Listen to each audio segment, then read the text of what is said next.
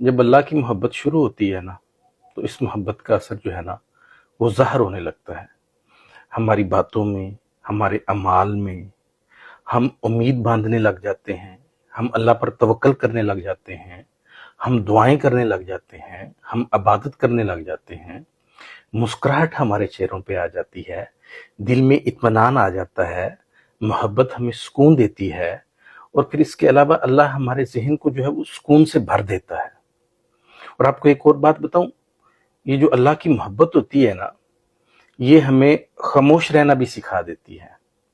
और ये जो खामोशी होती है ना, ये दिल की गहराइयों में कहीं ना कहीं जाके ना अल्लाह से सरगोशियां करती हैं, जिसके अंदर सारे एहसास हम बयान करते हैं, अल्लाह से बातें करते हैं, अल्लाह को अपने दुख सुनाते हैं, अल्लाह को बताते हैं कि हम पे जो गुजर रही होती है। हालांकि हम जानते हैं कि अल्लाह सब